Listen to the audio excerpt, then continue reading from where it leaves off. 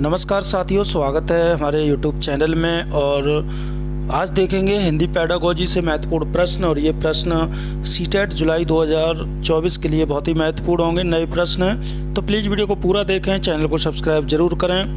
अगर फेसबुक पर देख रहे हैं तो फेसबुक को ज़रूर फॉलो करें। तो शुरू करते हैं। पहला प्रश्न है कि बोली और लहजे के बारे में कौन सा कथन सही है। ऑप्शन नंबर 1, बोली वास्तविक भाषा से संबंध रखती है, जबकि लहजा भाषा कैसे बोली जाती है उस तरीके से संबंधित है। ऑप्शन नंबर बी, लहजा वास्तविक भाषा से संबंधित है, जबकि बोली भाषा बोलने के तरीके से संबंधित है। ऑप्शन नंबर सी, लहजा एक ही भाषा के विविध रूप हैं जिसकी व्याकरण भिन्न भिन्न होती है। ऑप्शन नंबर डी, बोली किसी व्यक्ति विशेष के उच्चारण का तरीका है। तो इनमें से बताना है बोली और लहजे के बारे में कौन सा कथन सही है। तो इसका जो सही उत्तर है वो है ऑप्शन नंबर ए, कि बोली वास्तविक भाषा से संबंध रखती है, जबकि लहजा भाषा कैसे बोली जाती है उस तरीके से संबंधित है। प्रश्न नंबर 2, निपुण भारत मिशन का उद्देश्य एक ऐसे लक्ष्य के रूप में सुनिश्चित किया गया जिससे वर्ष 2026-27 तक पूरा करना है। कक्षा 1 में साक्षरता के लक्ष्य इस तरह रखे गए हैं कि बच्चे कम से कम 2 से 3 वर्णों वाले सरल शब्द पढ़ पाएँ। ऑप्शन नंबर बी, आयु उपयुक्त अपरिचित पाठ्य सामग्री में आए कम से कम 4 से 5 सरल शब्दों वाले छोटे वाक्य पढ़ पाएँ। और ऑप्शन नंबर सी, प्रति मिनट 45 से 60 शब्द अर्थ सहित पढ़ पाएँ। ऑप्शन नंबर डी, प्रति मिनट कम से कम 60 शब्द अर्थ सहित पढ़ पाएँ। तो बताना है निपुण भारत मिशन जो चल रहा है नई शिक्षा नीति में कि 2026-27 तक पूरा भी करना है। और इसमें कक्षा 1 में जो लक्ष्य रखा गया है भाषा का वो क्या है। तो इसका जो सही उत्तर हो जाएगा वो हो जाएगा ऑप्शन नंबर बी, की जो है आयु उपयुक्त अपरिचित पाठ्य सामग्री में आए कम से कम 4 से 5 सरल शब्द वाले छोटे वाक्य पढ़ पाएँ। जैसे मन, घर, चल, ऐसे करके जो शब्द हैं वो पढ़ पाएँ। कौवा छत पर बैठा है, राम ने खाना खाया, ऐसे शब्द पढ़ पाएँ। वो ये दक्षताएं हैं।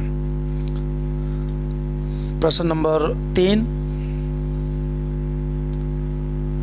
कक्षा 3 की अध्यापिका को अपने विद्यार्थियों के श्रवण कौशल का आकलन करना है।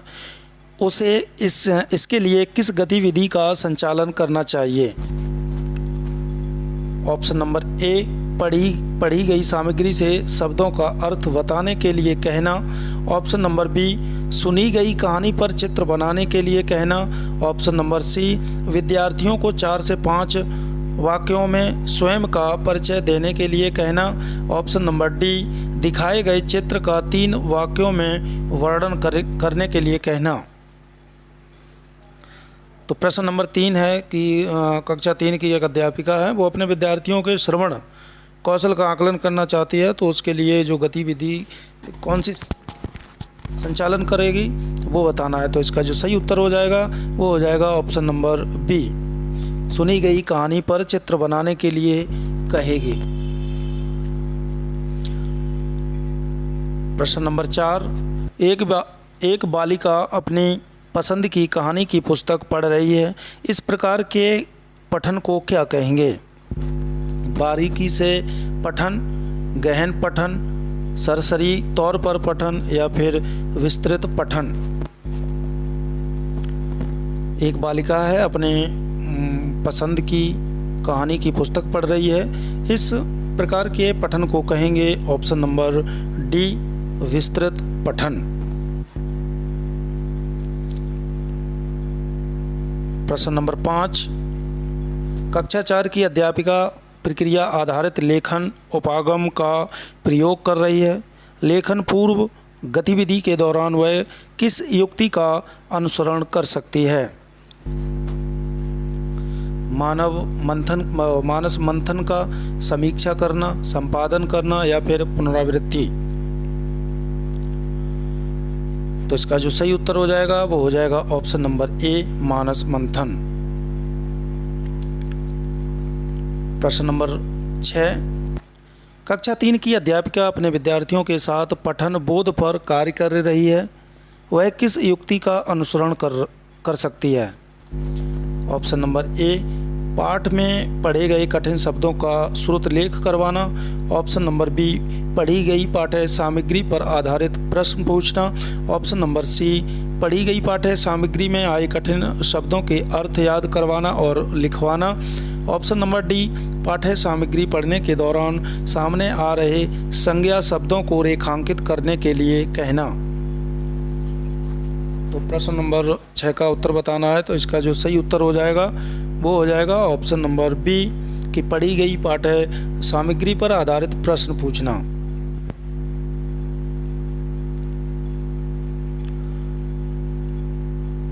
प्रश्न नंबर 7, एक पठन संबंधित गतिविधि जिसमें शिक्षार्थी पाठ्य सामग्री के विभिन्न हिस्सों को सुनते पढ़ते हैं, तत्पश्चात कार्य को पूरा करने के लिए सूचनाओं का आदान प्रदान करते हैं, यह कहलाएगी। प्रवाह के साथ पाठ्य सामग्री। ऑप्शन नंबर बी, प्रवाह के साथ श्रुतलेख। ऑप्शन नंबर सी, मूक अभिनय। ऑप्शन नंबर डी, जिज्ञासा श्रुतलेख। तो इसका सही उत्तर हो जाएगा ऑप्शन नंबर डी, श्रुतलेख।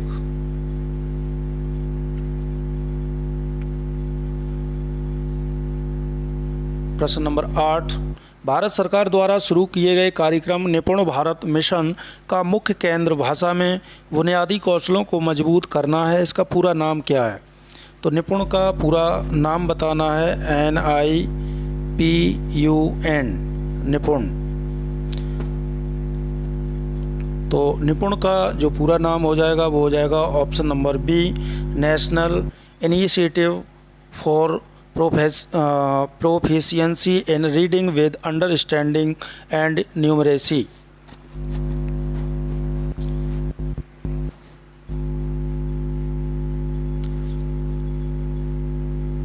प्रश्न नंबर 9, एक शिक्षार्थी ने अध्यापक द्वारा किए गए भाषा कार्य को अपने सहपाठी या वयस्क की मदद से पूरा करना है। वह इस कार्य को बिना मदद के किस सीमा तक कर सकती है?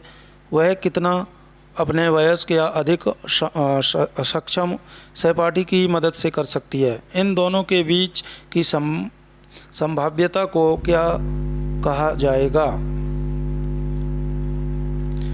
तो ये कहा जाएगा ऑप्शन नंबर डी, निकटस्थ विकास क्षेत्र। प्रश्न नंबर 10, मुद्रित समृद्ध परिवेश का सृजन भाषा अधिगम में मदद करता है। कक्षा में इस प्रकार का परिवेश सृजित करने के लिए अध्यापक को क्या करना चाहिए? तो इसका सही उत्तर हो जाएगा ऑप्शन नंबर ए, विद्यार्थियों को पुस्तकें व अन्य पाठ्य सामग्री पढ़ने के लिए अवसर देने चाहिए। तो ये थे महत्वपूर्ण हिंदी पेडागोजी से 10 प्रश्न अच्छे लगे तो प्लीज़ वीडियो को लाइक करें, शेयर करें, चैनल को सब्सक्राइब जरूर करें। धन्यवाद।